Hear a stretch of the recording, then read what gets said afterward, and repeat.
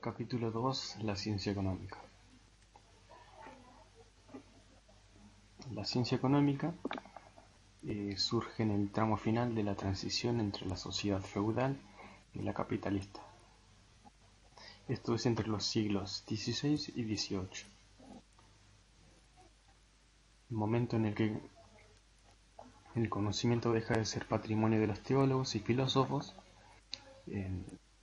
Es en esta etapa cuando la discusión económica abandona lo ético para ocuparse de cuestiones prácticas y de las políticas que enriquecen a la nación. La producción de la sociedad feudal estaba organizada de la siguiente manera. En el campo, actividad más importante, los vasallos tenían a su cargo una fracción de la tierra, propiedad del señor feudal, y se quedaban con parte de lo que producía en ella. Esta relación era heredada por el hijo mayor, el cual debía continuar con las tareas. El vasallo entregaba parte de su producción al señor, a cambio de una supuesta protección que éste efectuaba. A su vez, la actividad artesanal estaba organizada por oficios y en cada uno de estos, los distintos artesanos conformaban una corporación que establecía las reglamentaciones para el ejercicio de la profesión. Cada taller tenía un orden jerárquico formado por un maestro, algunos oficiales y varios aprendices. Para ejercer la profesión era obligatorio ascender esta jerarquía y en última instancia realizar una demostración de preparación para ser considerados maestros y poder instalar otro taller. Esta forma de organización productiva excluía cada vez más a una mayor cantidad de población que no podía insertarse productivamente en las estructuras comentadas. Por otro lado, en el campo solo el hijo mayor del vasallo quedaba inserto en la producción, mientras que los restantes debían dedicarse a otras actividades. Y por otro lado, la entrada a los oficios artesanales era difícil y se prestaba a la discriminación. Cada maestro promovía a maestro únicamente a algún miembro de su familia. Las actividades económicas, comerciales fundamentalmente, por fuera de las establecidas por el orden feudal, comienzan a crecer lentamente desde el siglo XI, fundamentalmente en las ciudades del actual territorio de Italia. Esta lenta expansión del comercio, actividad en la cual encuentran un rol las personas expulsadas de la sociedad feudal, se hace progresiva y va a ir presionando a las demás actividades para dar respuesta a una mayor demanda de bienes. En conjunto a esta expansión se van separando geográficamente comprador y vendedor, y también momentos de entrega de la mercadería y momentos de cobro, por lo cual aparece la necesidad de financiamiento, y consecuentemente surgirán quienes se dediquen a la actividad financiera. Es esta propagación de las actividades comerciales lo que provocará la conquista de América. Para 1492 hacía mucho tiempo que se sabía que la Tierra era redonda. Basta mencionar a Eratóstenes, filósofo egipcio del siglo II a.C., que en la Biblioteca de Alejandría calculó la circunferencia de nuestro planeta con notable aproximación. Los motivos, ya que el interés de llegar a las Islas Indias para comerciar. La conquista de América potenció la expansión económica, ya que el nuevo continente proveyó de metales preciosos, mano de obra barata y materias primas en abundancia. Aparecieron nuevas técnicas en la producción agrícola, se comenzó con la rotación de los cultivos y la parcelación de las tierras.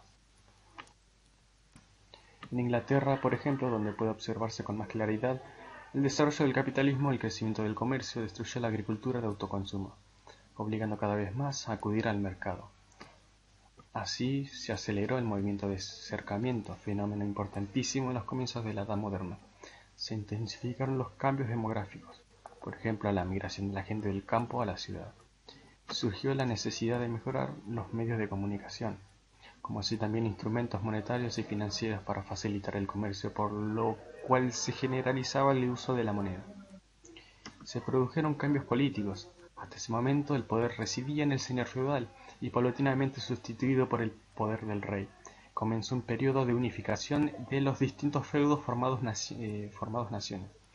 Se restableció la autoridad del rey, ya que a los comerciantes les interesaba que los mercados fueran más grandes, que sería el mercado nacional. La aparición de los Estados-naciones dio por resultado un interés mayor por la riqueza. Y la aceleración de la actividad económica surgió el concepto de ganancia fruto de las relaciones comerciales.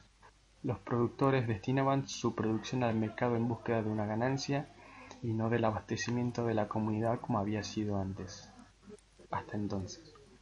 Es en este contexto que aparecieron los primeros estudios específicos sobre economía y los economistas, aquellos que van a definir el marco global de la ciencia económica. Los mercantilistas.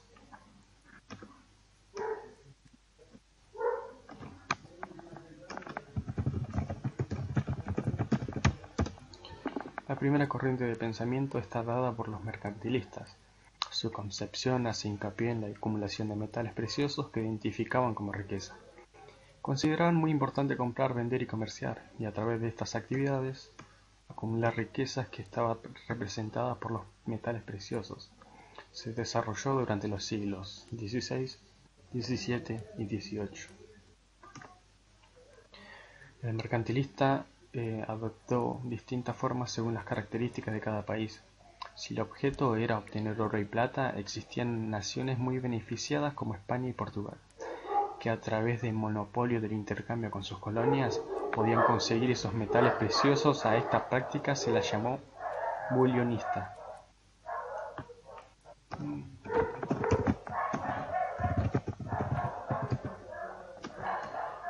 En cambio, países como Inglaterra y Francia, que no poseían colonias extensas, debían apelar a otras armas para conseguirlas. De así la intensificación del comercio. Se debía intentar adquirir las mercancías a costos mínimos y vender con un margen que le produjera una ganancia. A través de un tráfico de mercaderías continuo lograban el objetivo de obtener ganancias que se expresaban en aumentos del tesoro del reino. ¿Qué significaba para un país comprar barato y vender caro? Representaba comprar materias primas y transformarlas en productos manufacturados y vender, exportar esos productos.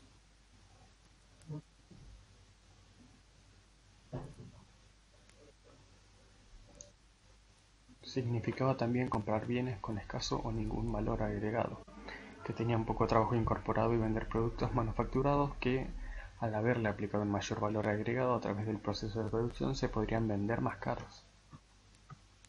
Los bienes no se producían para acumularlos, sino para venderlos, buscando el superávit comercial, un excedente de exportación.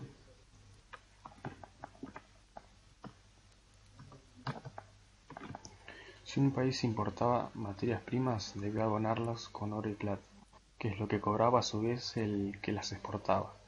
Hoy estas transacciones se realizaban con las denominadas divisas, como por ejemplo el dólar estadounidense, el yen o el euro. Exportaba más de lo que importaba, acrecentaba sus existencias de oro y plata. Esto llevaba a un enriquecimiento relativo. Lo que gana uno lo pierde el otro, coherente con la idea de obtener poder empobreciendo al vecino.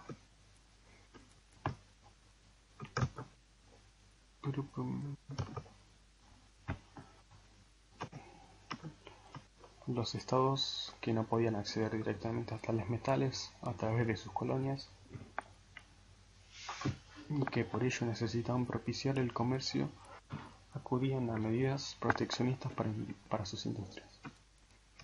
Se comienza a vislumbrar la intervención del Estado, parte esencial en la doctrina para el desarrollo en esta fase comercial del capitalismo, tratando de que se importen materias primas y no productos manufacturados.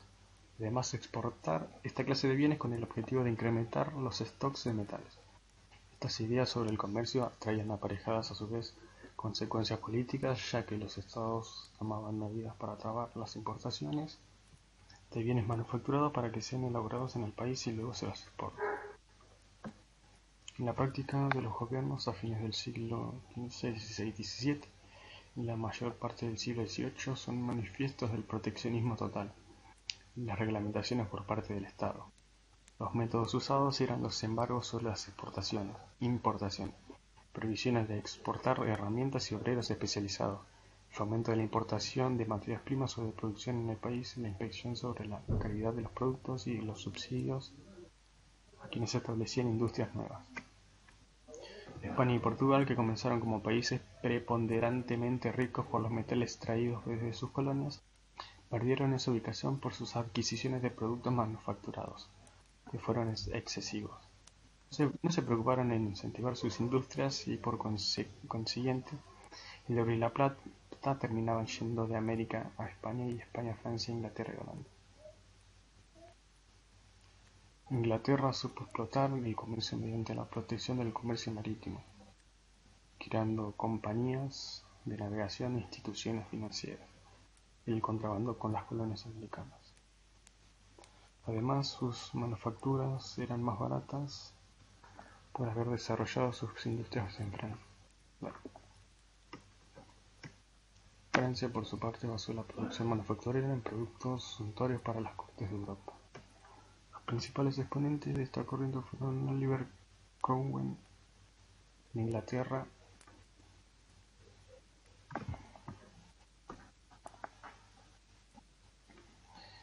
del de Holanda resultó derrotada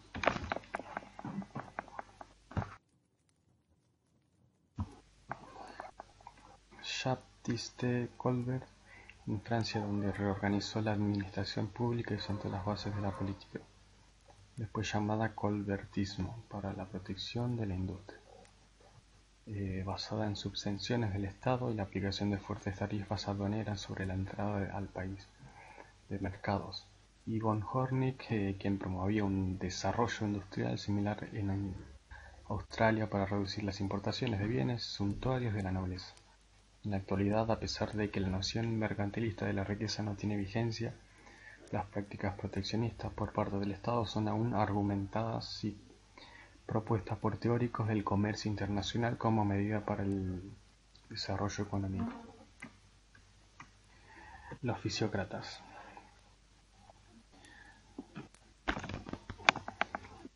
Durante los siglos XVI y XVII surgió otra corriente de pensamiento económico denominado fisiocracia, que significaba el gobierno de la naturaleza. Los fisiócratas, que tuvieron su preponderancia en Francia, sostuvieron que la riqueza estaba dada no por el oro ni por la plata, sino por el trabajo de la tierra, y es este proceso el que generaba riqueza.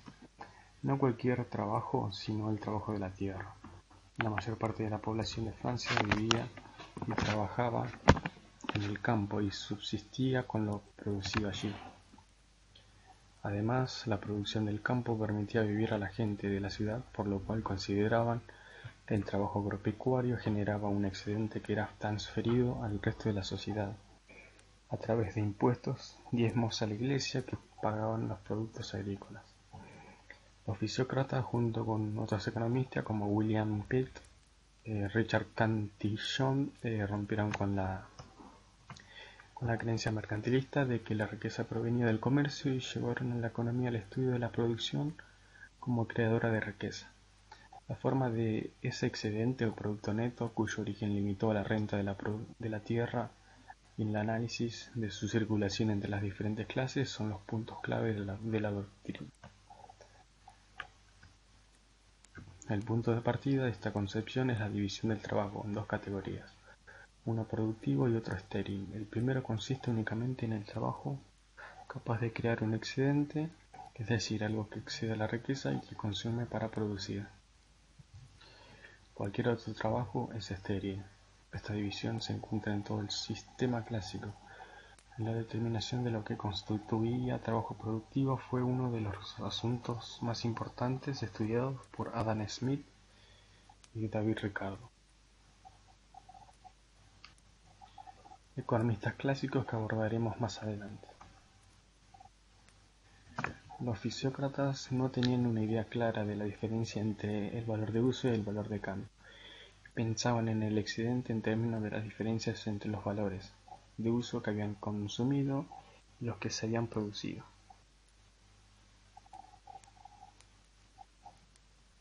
El producto neto no era un excedente de riqueza social en abstracto.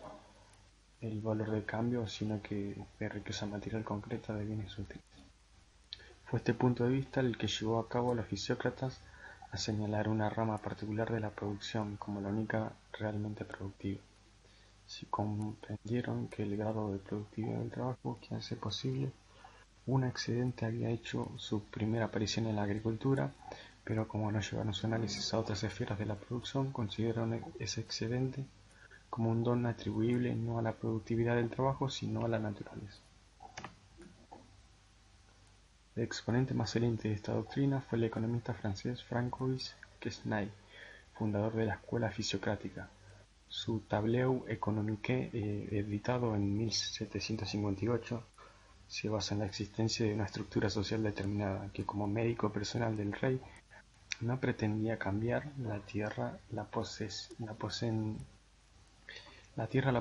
los terratenientes, pero la cultivan los agricultores, que la atienden en el arriendo, los cuales son así la clase verdaderamente productora.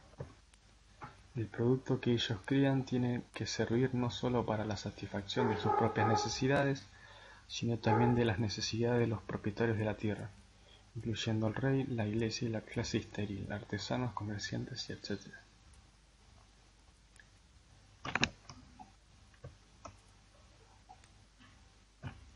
El ensayo de condensar todo el proceso de la circulación en la forma simplificada de un cuadro es uno de los primeros ejemplos de aplicación rigurosa de los métodos científicos a los fenómenos económicos. La fisiocracia fue expresión del liberalismo europeo. Se sostuvo el dejar hacer, dejar pasar, lo que significaba dejar hacer a cada persona la profesión que prefiriese y dejar pasar libremente las mercancías, principalmente los granos, entre países. Ninguna intervención estatal a favor de la industria que no creaba valor era necesaria. Los fisiócratas plantearon la existencia de un orden natural.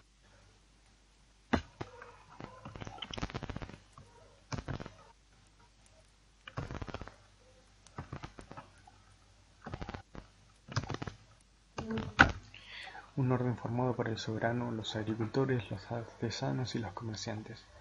A este orden divino no había que entorpecerlo, se debía dejar funcionar libremente, ya que en él actuaba cada individuo buscando sus intereses particulares y esa búsqueda implicaba que la sociedad en su conjunto obtuviese el mayor bienestar posible.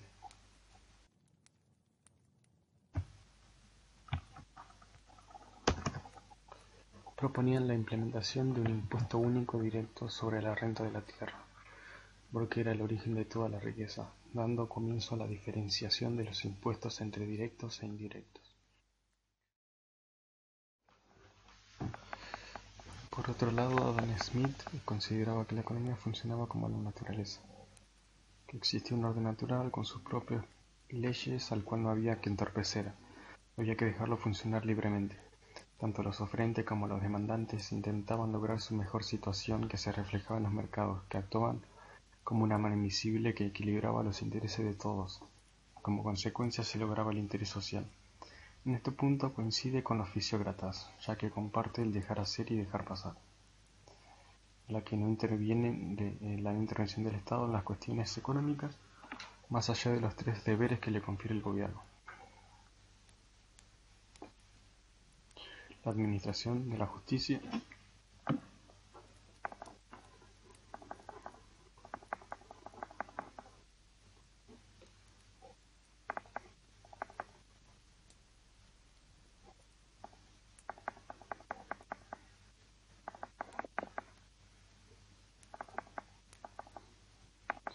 la defensa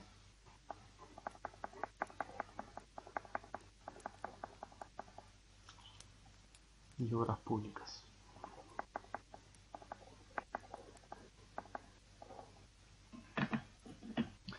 Que ningún individuo debería llevar a cabo.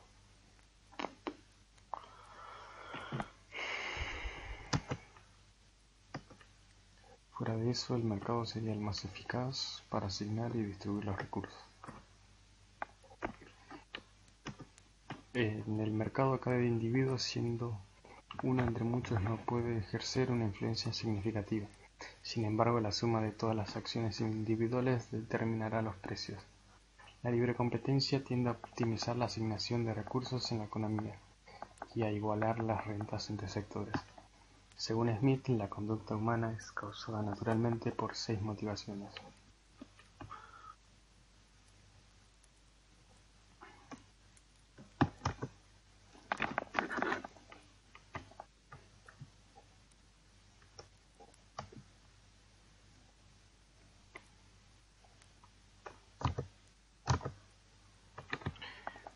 El egoísmo, la conmiseración, el deseo de ser libre, el sentido de la propiedad, el hábito del trabajo y la tendencia a cambiar una cosa por la otra.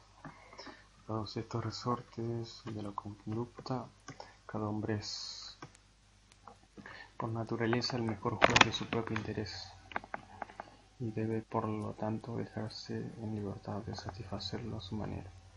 Si se le deja en libertad, no solo conseguirá su propio provecho, sino que también impulsará el bien común. Esta creencia en el equilibrio natural de las motivaciones llevó a Adam Smith a su famosa aseveración de que, al buscar su propio provecho, cada individuo es conducido por una mano invisible a promover un fin que no entraba en su propósito. O aquella otra sentencia que dice: no debemos el pan a la benevolencia del panadero, sino a su bien. Otro economista clásico fue el escocés Thomas Malthus. Su obra principal, que fue pionera en imaginar la forma en que crece la población y cómo ésta influye en el desarrollo de la humanidad, fue publicada en 1798 con el nombre de Ensayos acerca del principio de población y cómo afecta el mejoramiento futuro de la sociedad. Según Malthus, el crecimiento de la población llega al nivel de saturar los límites productivos de una sociedad para, a continuación, bajar nuevamente su número. Esta teoría sigue el análisis de lo que había sucedido durante la Edad Media en Europa, cuando cada una de las modernizaciones agrícolas fue acompañada por una fuerte variación poblacional capaz de agotar los nuevos recursos y provocar fuertes hambrunas, hasta llegar a un nuevo equilibrio. Según Malthus, lo común es la miseria, apenas por encima del nivel de supervivencia. Cualquier superación de este nivel implica un aumento de la población, por lo tanto una vuelta al precario equilibrio. El aumento del consumo dependería entonces del control de la población, y en estos Malthus se enfrentó a quienes creían en el mejoramiento de las condiciones sociales. Para él la economía no funcionaba naturalmente ni tiene como consecuencia una situación de equilibrio. Malthus observó que se producían dos tipos de crisis, de corto y de largo plazo. La crisis de corto plazo se da por un lado porque la producción, un aumento de la producción más rápido de lo que la gente demanda va a producir un exceso de oferta.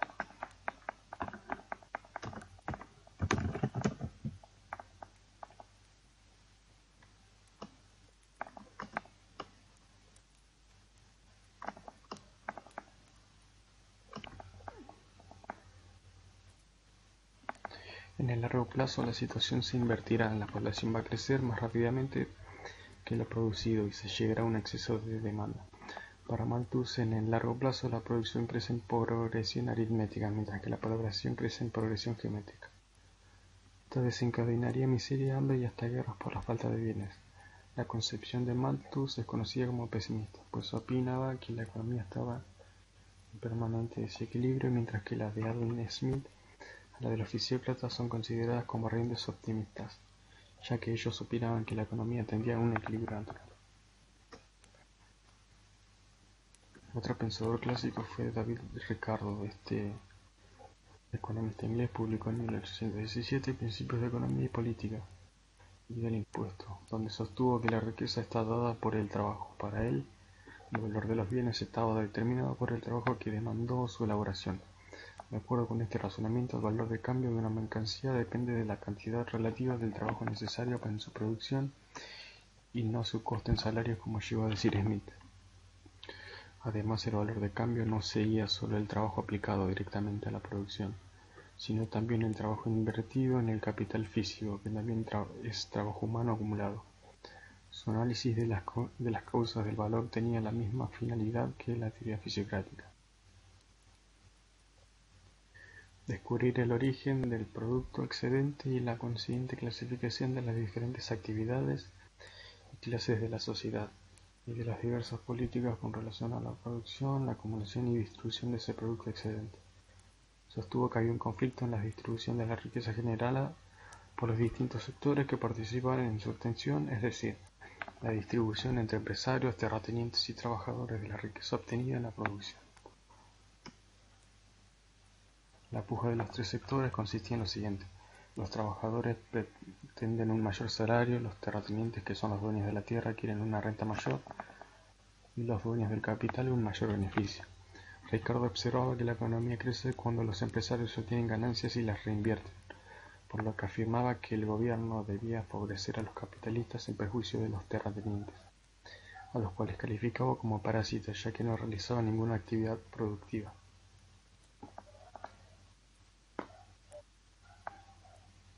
Solamente recibían ingresos por ser propietarios de la tierra.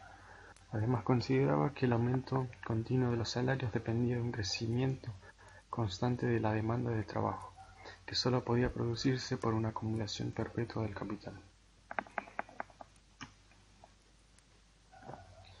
En este sentido, el problema de la distribución se originaba en la teoría de la renta diferencial, es decir, a medida que aumentase la población y la demanda de alimentos, había que ir cultivando tierras cada vez menos fértiles. Por lo tanto, se lograban aumentos en la producción cada vez menores, lo que se denominó como ley de los rendimientos decrecientes. La disminución progresiva de la fertilidad de la tierra provocaría un aumento en el costo de producción y esto un aumento en el precio de los alimentos.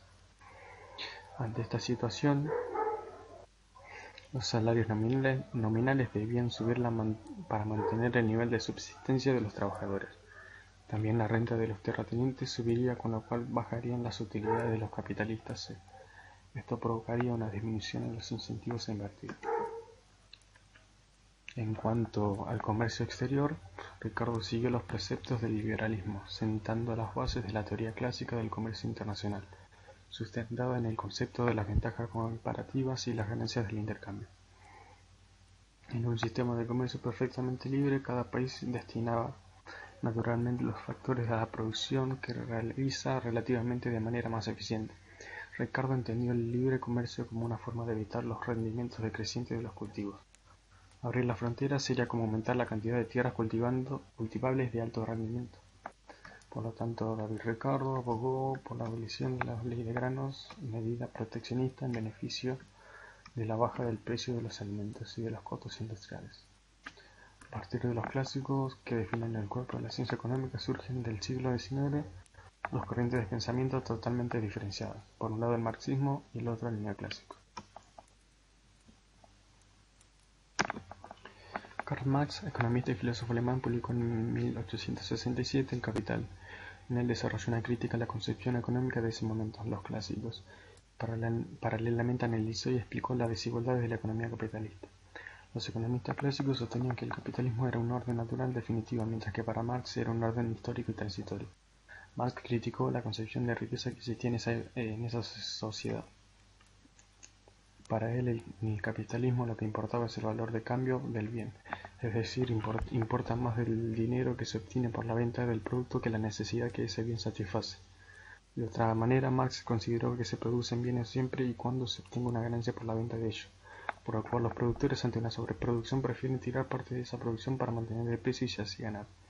Entonces existiría en el capitalismo una subordinación de la producción a la ganancia, importando más que el producto que pueda ser vendido que la utilidad que le dé para el consumidor a satisfacer sus necesidades. En cambio, él consideraba más importante el valor de uso de los bienes y las necesidades de los que satisfagan.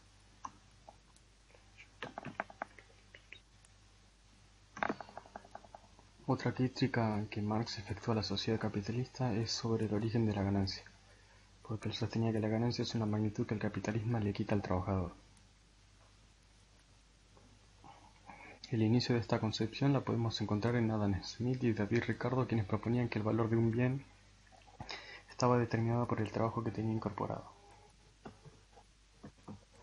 Si se utilizan dos elementos para producir un bien, una máquina y un trabajador, entonces el resultado es un bien cuyo valor va a estar dado por lo que aportó la máquina y por lo que aportó el trabajador más los insumos utilizados. Ahora bien, ¿cuánto importará a la máquina el valor del bien? Marx sostenía que la máquina le confería valor al bien en la magnitud que la máquina se desgasta en la producción de ese bien. Por ejemplo, la máquina vale 100, luego de producir vale 99, el desgaste fue de 1. Eso es lo que aportó la máquina al valor del bien. Por otro lado, el resto del valor que tuviese ese bien es trabajo que hubiera realizado ese operario para producirlo. Entonces el valor del bien va a estar dado por el desgaste del capital, el trabajo humano y el valor de los insumos utilizados. Obviamente el dueño de la máquina se queda con lo que ésta aportó.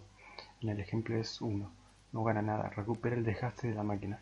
Para ganar se tiene que quedar con parte de lo que aportó el trabajador, resolviendo de esta manera el dilema que se le generó a Smith y Ricardo por el hecho de tener que explicar la ganancia del capitalista con una teoría basada solo en el valor del trabajo.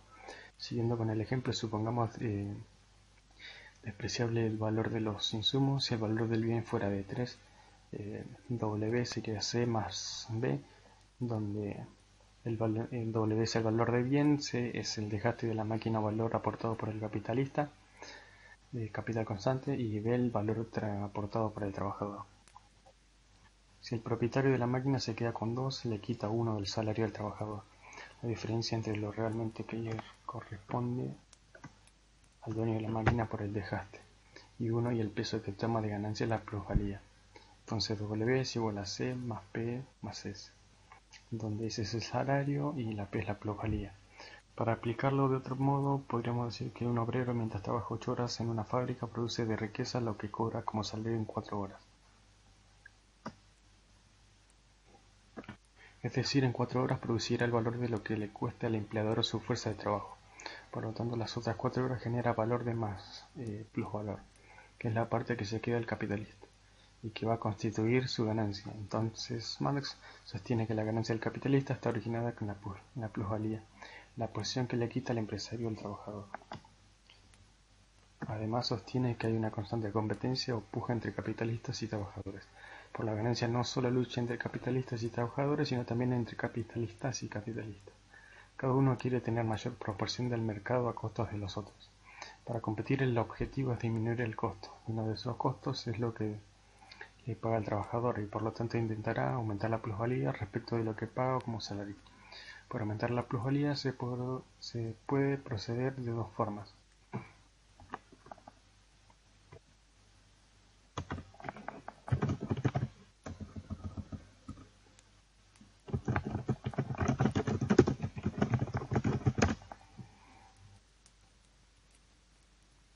Una como un ejemplo anterior donde el trabajador cumple una jornada de 8 horas, hacerlo trabajar 10. Entonces en 4 horas producirá lo que cobra y produce 6 horas de plusvalía. Esto es un aumento absoluto del tiempo de trabajo. De esta manera se aumenta el plusvalor en términos absolutos. Otra forma es aumentar el plusvalor en forma relativa, a través de la incorporación de instrumentos, técnicas o maquinarias mejores para que el trabajador sea más productivo durante las 8 horas y pueda generar el valor que va a cobrar como salario en menos horas. Por ejemplo, en 3 horas el operario produce lo que le van a pagar como salario y por lo tanto le quedan 5 horas de trabajo en las cuales genera la plusvalía para el capitalista. En ese afán de conseguir mayor porción del mercado que busca la mayor productividad y la reducción de los costos a los efectos de aumentar la plusvalía. Por aumentar la productividad se incorporan cada vez más máquinas y como consecuencia de esto, el factor trabajo es reemplazado, la demanda de trabajadores disminuye mientras que la oferta aumenta. Se genera entonces una gran cantidad de desocupados, que Marx llamó ejército de reserva.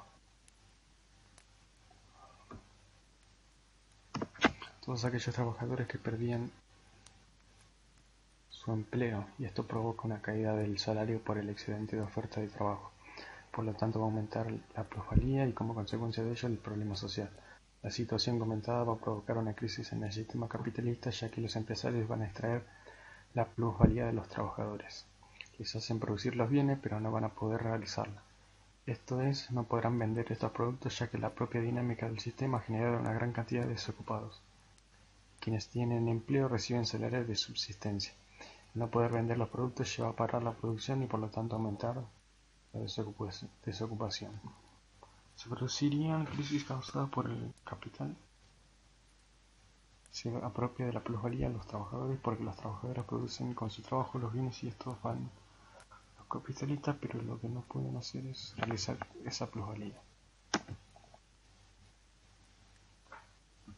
Ok, ¿Qué significa realizar esa plusvalía? Significa convertir esos bienes en dinero para volver a iniciar el ciclo.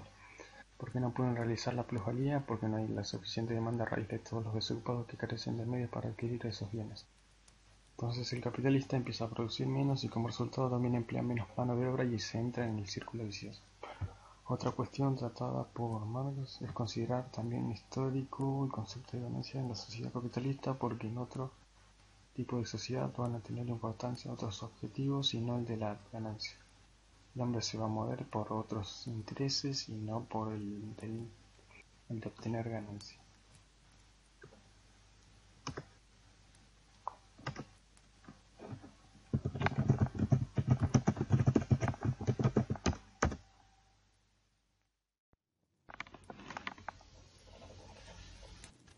La búsqueda de la ganancia es en definitiva la que hará caer el sistema.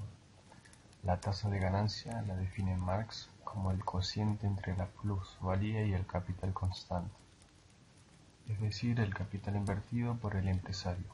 Como consecuencia de la acumulación capitalista, el aumento de las máquinas por encima de los trabajadores, que son la fuente de plusvalor, para que la tasa de ganancia caiga, tendencialmente provocando la caída del sistema. Marx, a raíz de observar el funcionamiento del sistema capitalista, concluyó que dicha sociedad va a desaparecer y se operará el surgimiento de una nueva. En ella las personas se organizarían de otra manera, para desarrollar los procesos de producción, distribución y consumo, socialismo y comunismo. Marx sostuvo que el capitalismo es una forma histórica, no es una forma natural de organización de la producción, distribución,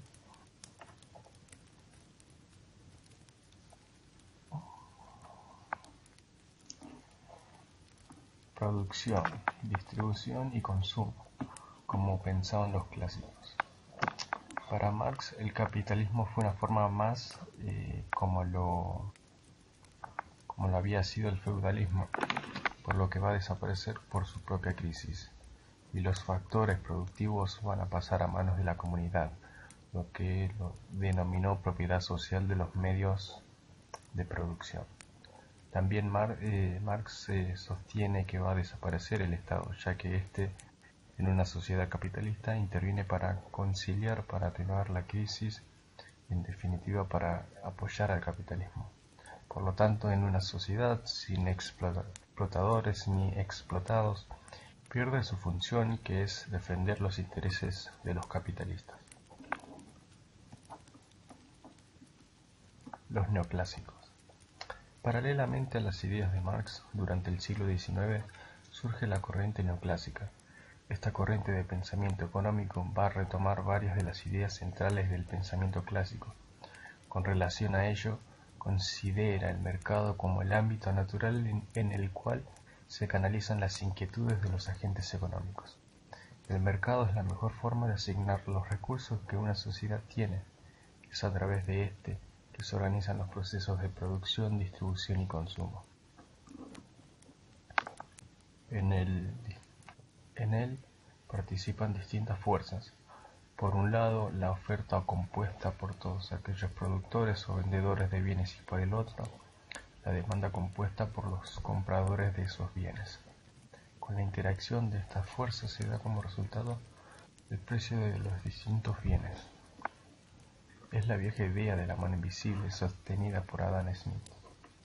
El mercado, en su funcionamiento natural, logra llegar a una situación de equilibrio, por lo tanto no es recomendable la intervención del sector público en las cuestiones económicas, por lo que lo único que lograría es apartar la economía de ese equilibrio. Un punto donde existe una notoria diferencia entre los economistas clásicos y los neoclásicos es el concepto de riqueza. Como vimos, los clásicos definían la riqueza como una amplitud, como una magnitud objetiva. Para los mercantilistas consistía en poseer oro y plata. Para los fisiócratas era el resultado del trabajo de la tierra. Para Smith o Ricardo, quienes consideraban el trabajo como el creador del valor, el centro estaba en las condiciones de producción.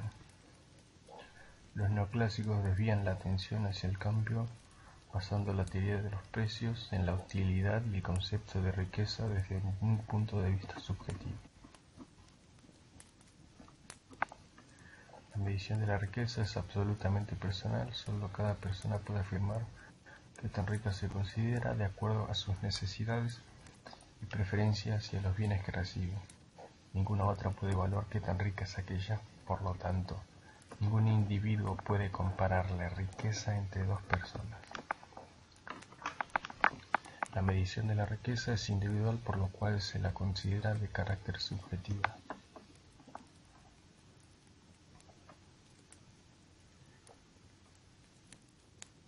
Esta cuestión tiene una implicancia importante, ya que si ninguna persona puede medir la riqueza de otras dos, es imposible evaluar los resultados de una distribución de esta, ya que no se podría determinar cuánto gana el que recibe más y ni cuánto pierde aquel al que se le quita. La mejor distribución es la que realiza el mercado y no se puede determinar si hay otra mejor. Tres economistas son reconocidos como los impulsores de la llamada revolución marginalista: Stanley Williams, Jones, inglés; Leon Wallace, Franz; Karl Menger, austriaco. Otros destacados exponentes de esta corriente son el británico Alfred Marshall y el italiano Vilfredo Pareto. La aparición de la teoría neoclásica resultó totalmente funcional a la doctrina política liberal y rompió con el orden clásico, distrayendo la atención del conflicto entre las clases sociales.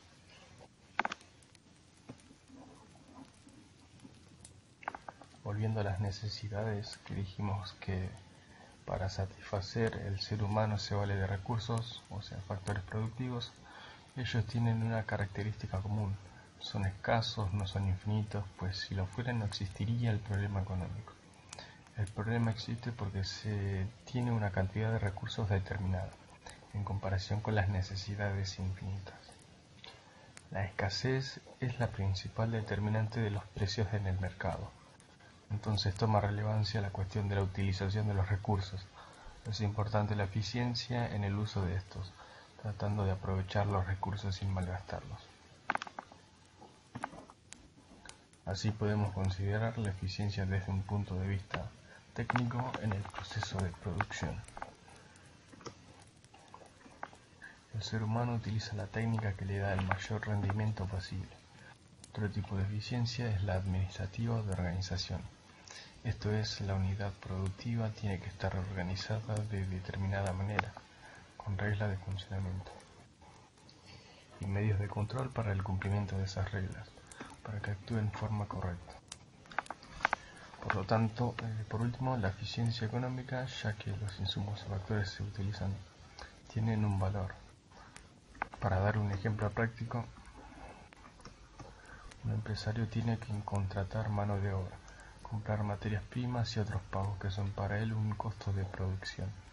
Entonces, dadas las distintas técnicas que utiliza y sus reglas de organización, tiene que determinar cómo producir para llegar a tener el menor costo posible. La conducta racional del empresario consiste en maximizar los beneficios, lo que tratará de alcanzar realizando un uso eficiente de sus recursos. Por otra parte, el consumidor trata de maximizar la utilidad que le redunda poseer bienes que satisfacen sus necesidades y gustos. Trata de maximizar la utilidad de la canasta de bienes que él puede comprar. Una combinación de los bienes que están disponibles asignan su ingreso de manera que le reporte la mayor utilidad. El mecanismo que contribuye a la mejor asignación de bienes entre consumidores y recursos entre productores es el mercado. En el mercado confluyen, por un lado, todos los oferentes de bienes y servicios, y por el otro, todos los consumidores o demandantes de dichos bienes o servicios. En el mercado se efectúa una infinita interacción entre oferentes y demandantes, que determina los precios de los bienes de acuerdo con la puja entre la oferta y la demanda, hasta llegar al precio de equilibrio de cada bien o servicio. Cuando esto ocurra, en todos los mercados se alcanzará el equilibrio general de la economía. El mercado revela los gustos o preferencias de los consumidores. Estos consumidores tienen un nivel de ingreso y ejercen sus gustos y preferencias. Yendo al mercado a comprar, esto tiene un impacto en el aparato productivo, ya que los empresarios producirán lo que los consumidores prefieren. Si, por ejemplo, los gustos o las preferencias por determinado bien disminuyen y aumentan las preferencias por el otro, el primero deja de ser producido y quedan libres de uso de factores productivos. ¿Qué pasa con el bien que es objeto del aumento de las preferencias? La consecuencia es el aumento de su precio a raíz del aumento de su demanda. Los empresarios que venden un determinado bien, si su precio aumenta, tienen mayor ingreso, ganan más. Ahora, si aumentan sus ingresos, otros empresarios que estaban dedicados a otra actividad intentarán participar en el mercado donde se obtiene más ganancia, usarán los factores liberados por la producción del bien que ahora tiene menos demanda. Así, las preferencias de los consumidores decidieron el traspaso de factores productivos desde la producción de un bien a la producción de otro. Para que este mercado funcione de esta manera, debe existir un supuesto fundamental.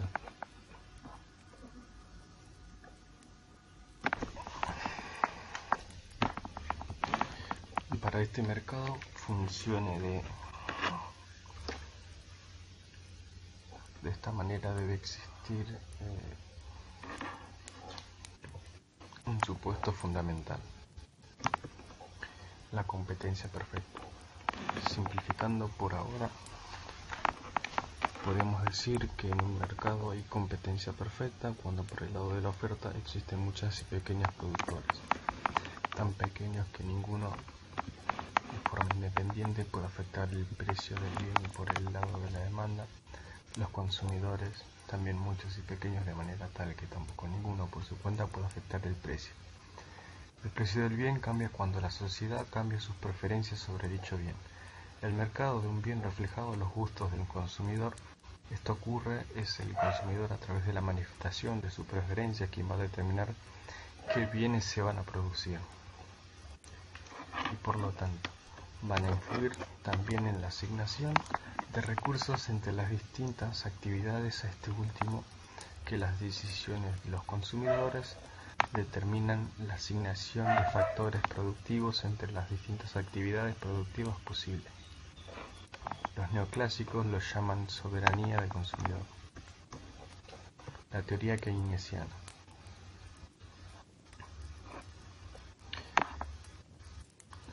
Los economistas neoclásicos sostienen que a través del mercado se alcanzaba una situación de equilibrio para la economía en general, incluido el mercado de trabajo, con lo cual se logra el pleno empleo.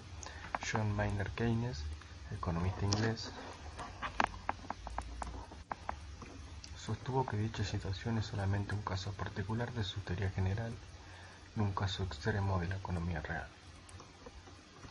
Keynes escribió varios libros durante su vida, como el que lo hizo famoso, Las consecuencias económicas de la paz, en el que criticó las altas exigencias indemnizadoras que los aliados le imponen a Alemania. Incluso predice que aquello puede desencadenar una nueva guerra. No obstante, la que merece considerarse como su máxima contribución a la teoría económica es la teoría general del empleo, el interés y el dinero, obra publicada en 1936. Las ideas de Keynes deben ser entendidas en el contexto de la crisis de 1929, donde la retracción de la demanda, causada por la preferencia de la gente que por atesorar y por bajos niveles de ingreso, provocó un exceso de bienes en los mercados. Los empresarios, al aumentar su stock, decidieron detener la producción, con lo que el problema se agravó, ya que la demanda volvió a disminuir y se entró en un círculo vicioso. El énfasis en la palabra general radica en que su teoría trata las distintas situaciones posibles con respecto al empleo: pleno empleo, desempleo no amplio y alternativas intermedias. Mientras que la teoría neoclásica se limita al caso particular del pleno empleo, uno de los objetivos de Keynes es determinar de qué varias variables depende el nivel del empleo. Para ello intentó demostrar la situación normal del capitalismo liberal es la de fluctuaciones en el nivel de actividad económica, en donde son más habituales las situaciones con algún nivel de desempleo que la situación del pleno empleo. Otro aspecto de la teoría general es que explica la inflación como también el desempleo, debido a que ambos dependen fundamentalmente del volumen de demanda efectiva, demanda global de bienes y servicios. Fundamenta que cuando la demanda es deficiente, los empresarios, al no poder vender toda su producción, disminuyen esta y con ella la cantidad de gente empleada, por lo que se produce el paro. Cuando la demanda es excesiva, los empresarios no dan abasto en la producción, con lo cual, ante tantos requerimientos, tienden a subir el precio de lo que venden, con lo que se produce la inflación. Parte de la diferencia entre la teoría neoclásica y la teoría de Keynes surge de la conclusión de que el empleo total es normal para una y que lo normal es el empleo incompleto para la otra. La palabra general también se la puede tomar con otra acepción. La teoría de Keynes se refiere a los cambios del volumen del empleo y de la producción en el sistema económico en su conjunto, en contraste a la teoría neoclásica, que analiza a partir de las empresas o desde el consumidor individual. Los conceptos básicos de la teoría general de Keynes son los volúmenes de demanda total, consumo social, inversión social y ahorro social. Para Keynes, que son válidas para la unidad, empresa o consumidor, pueden no serlo para el otro sistema económico en su conjunto. Otro aspecto fundamental en el trabajo de Keynes es su teoría monetaria. El dinero desempeña diversas funciones, la de medio de cambio, denominador común y reserva de valor. De estas tres, la función de acumular valor es la que tiene más implicancias para la economía monetaria que define Keynes. Eso tiene que las personas mantienen riqueza de distintas formas, como son atesorar dinero en cajas de seguridad, cajas fuertes, etc., prestar dinero, depositarlos en los bancos, adquirir obligaciones, negociaciones, etc., o invertirlo, adquirir algún bien de capital o acciones, etc. Como el dinero acumulado de la primera forma es estéril y las otras alternativas de riqueza producen rendimiento en forma de interés o beneficio, tiene que haber un motivo especial de por qué la gente prefiere a veces acumular riqueza estéril en forma de dinero y no en las formas que producen rendimientos. Keynes da como respuesta a esto que el dinero puede ser la forma más segura para acumular riqueza en situaciones de incertidumbre sobre el futuro. Esta situación es la que se presentó en Europa y Estados Unidos a fines de la década del 20. Finaliza la Primera Guerra Mundial, las economías de los países desarrollados se recuperan fuertemente, la expansión se mantiene durante varios años hasta convertirse en euforia económica en economías que funcionaban desreguladas. Lo anterior dio como resultado la generación de una burbuja especulativa, fundamentalmente en las bolsas de valores. Para fines de la década la burbuja era insostenible, se empezó a considerar cierta incertidumbre sobre el futuro y la incertidumbre cambió el comportamiento de los agentes económicos.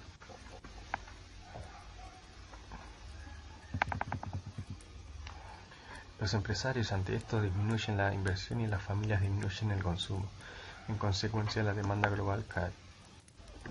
Además, los acuerdos de paz logrados al final de la Primera Guerra Mundial no permitían un equilibrio de largo plazo. Por este motivo, los agentes económicos fueron prefiriendo acumular riqueza, priorizando la seguridad, atesorar en contra de las otras alternativas.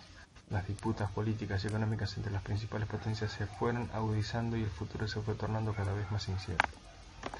Cuando los poseedores de riqueza expresan en general una preferencia por atesorar dinero más bien que por prestarlo o invertirlo, la producción de riqueza social real se ve afectada. Esta preferencia por la posesión de dinero más bien que por la posesión de riqueza rentable solo existe en un grado importante de un contexto en el futuro económico que es incierto. Keynes considera que el interés es la recompensa por la transferencia, la disposición sobre la riqueza en su forma líquida, el tipo de interés que depende de la intensidad del deseo de atesorarlo, de lo que Keynes llama preferencia de liquidez. Cuanto mayor es la preferencia por la liquidez, menos cantidad de depósitos recibirán los bancos, por lo que tendrán menos dinero para prestar. Si los bancos tienen poco dinero para prestar, aumentarán el interés a cobrar por estos préstamos. Pero cuando el precio que hay que pagar por el dinero se eleva, muchos tipos de negocios nuevos que podrían emprenderse a tipos de intereses más bajos no se emprenderán. Por lo tanto, un aumento de los tipos de intereses tienden a reducir la demanda efectiva. Las familias no se endeudan para consumir ni los empresarios para invertirlas, con lo cual se produce una reacción. Keynes también pone en el centro de la escena a la inversión como importante factor determinante del empleo y el ciclo económico. En una sociedad caracterizada por una gran desigualdad en el reparto de la riqueza, la capacidad económica de la comunidad para consumir es limitada. Los ricos tienen más ingresos de lo que desean consumir, y los pobres tienen tan poco ingreso de su capacidad para el consumo. Está restringida a límites muy estrechos. Como consecuencia, hay una capacidad productiva por encima de lo necesario para producir bienes de consumo. Keynes afirma que el empleo depende de la demanda efectiva o bien que el paro es originado por una insuficiencia de demanda. Entonces, el empleo fluctúa ante todo porque fluctúa la inversión. El paro se origina primordialmente por una insuficiencia de inversión. Si la inversión puede ser influida por la política económica, también puede serlo el empleo total. Un nivel elevado de empleo depende de un nivel elevado de inversión. Keynes entonces propone que el sector público realice inversiones para satisfacer la demanda y generar empleo, en donde lo más importante es que el sector público invierte y lo secundario, el destino de la inversión y cómo se financia. Ante un gasto inicial, el sector público no solo obtiene empleo a algunos obreros directamente en la construcción de nuevas escuelas, ferrocarriles, etc., sino que los obreros así empleados gastan su dinero en lo que los productos de las fábricas ya construidas, aumentando así el empleo en estas otras actividades. Este mecanismo de propagación del gasto es lo que Keynes llamó efecto multiplicador. La teoría neoclásica supone que las decisiones pesimistas de algunos individuos contrarrestan las decisiones optimistas de otros individuos. La psicología racionalista de los economistas neoclásicos conduce a una falsa interpretación del comportamiento del mercado de inversión y no tiene en cuenta el papel estratégico del dinero como nexo entre el presente y el futuro incierto, puesto, como hemos visto, la incertidumbre sobre el futuro que hace aventurada la inversión real favorece el atesoramiento de dinero como acumulación de riqueza. Como vemos, hay importantes diferencias entre los supuestos de Keynes y los de la escuela neoclásica, pero hay un aspecto en el que las teorías psicológicas de ambos son similares. Los clásicos suponen un comportamiento racional por parte de los individuos. El comportamiento individual supuesto por Keynes es también racional, teniendo en cuenta la situación planteada. Es completamente racional para un inversor aturdido querer retener dinero durante una crisis económica con un futuro incierto, aun cuando este comportamiento dé lugar a resultados sumamente irracionales desde el punto de vista del sistema económico en su totalidad. Mientras los economistas neoclásicos se ocupan del comportamiento racional en el mundo racional, Keynes se ocupa del comportamiento racional en un mundo irracional. Ante un futuro incierto, los individuos deciden atesorar, que es una decisión racional, lo que implica que la sociedad en su conjunto reduzca la inversión y el consumo, una decisión irracional, lo que provoca en última instancia la caída del empleo. La teoría estructuralista. Bien entrado al siglo XX, los países podían dividirse en desarrolladores y subdesarrollados. Justamente para estudiar este problema del subdesarrollo surge la corriente estructuralista. Esto ocurre en países como Chile, Brasil y Argentina. Entre los economistas más destacados adherentes a estas ideas se puede mencionar a Raúl Prebisch, argentino, Osvaldo Zunkel, chileno, y Celso Furtado, que es un brasileño. Un papel muy importante para el surgimiento y difusión en el continente americano de este enfoque fue la acogida que tuvo en el marco de la Comisión Económica para la América Latina, que es el CEPAL. Prebisch redactó para el CEPAL el desarrollo económico de América Latina y algunos de sus principales problemas en 1949 y estudios económicos de América Latina en 1950. Este conjunto de documentos será referencia ideológica y analítica de los estructuralistas latinoamericanos. Como se mencionó anteriormente, la característica de estos países era y es el subdesarrollo, cuya acepción se explicará ampliamente en la segunda y tercera parte de este libro. Por ahora observaremos que las características de estos países son las de un escaso desarrollo del sector industrial, abundancia relativa de trabajadores no calificados, dificultades para mantener un nivel de crecimiento adecuado, sujeción a las circunstancias de los mercados internacionales y altos grados de concentración de la propiedad del capital y de los recursos. En similitud con la teoría keynesiana, se analiza la economía a través de los grandes agregados como producción, consumo, inversión y gastos. Se parte de la concepción del sistema económico, o sea, desde la totalidad, para poder derivar en el análisis de algunos de sus partes. En contraposición a esta, el punto de partida es el análisis estructuralista de las economías como sistemas productivos distributivos que pertenecen a cada sociedad con características históricamente determinadas diferentes a las de los países desarrollados. El estructuralismo modificó el modelo ortodoxo de crecimiento en diversos aspectos. En el plano macroeconómico fue el de prestar especial atención a la limitación impuesta por la disponibilidad de divisas de los países desarrollados. El acceso a las divisas más que el ahorro interno es el factor determinante del crecimiento económico en los países de periferia. En estos países las exportaciones son poco diversificadas y predominantemente de origen primario, y por ende los ingresos derivados de estas insuficientes para comprar las importaciones necesarias para el crecimiento. Seguir los lineamientos clásicos del comercio libre con especialización en los productos primarios sería menos eficiente que desarrollar un sector manufacturero interno. La estrategia de industrialización traería consigo la incorporación de tecnología nativa y capacitación de la fuerza laboral, además de conseguir un desarrollo autónomo. Estas condiciones estructuralistas abonaron a favor de una presencia fuerte del Estado. En esta concepción, el desarrollo no es una tendencia natural, sino una consecuencia de la política que se sigue. El Estado debe planificar y gobernar la acumulación de capital y dirigir la inversión productiva, tanto en infraestructura como en grandes proyectos industriales. El estructuralismo es una teoría latinoamericana de desarrollo a largo plazo, pero que también dio respuesta a problemas de corto plazo, como la inflación, enfoque en el cual se distanció de la doctrina neoliberal monetarista que propugna la disminución de la emisión monetaria. Para los estructuralistas, la reducción de la demanda inducirá reducciones primordialmente en el producto y no en los precios.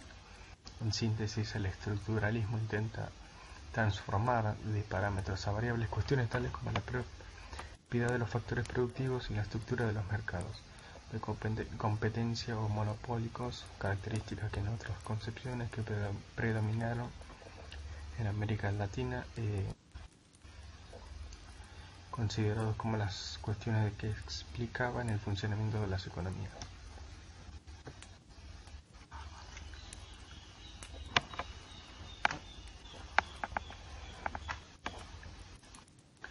Cada una de las teorías descritas, como otras no enumeradas, tienen su punto de vista sobre los diferentes temas económicos que abordan. Así, las interpretaciones sobre el rol del Estado en la economía en función de los mercados, el equilibrio y la posibilidad de crisis, etc., difieren entre las diversas divisiones y, por ende, disienten en el diagnóstico del problema y las medidas de política económica a seguir. La teoría estructuralista para el diagnóstico de que las economías subdesarrolladas tienen un origen y una serie de características distintas a las desarrolladas, y por lo tanto se debe hacer un esfuerzo de construcción teórica particular para entender problemas propios de estas economías e intentar superarlas. En el capítulo dedicado al subdesarrollo profundizaremos estas cuestiones.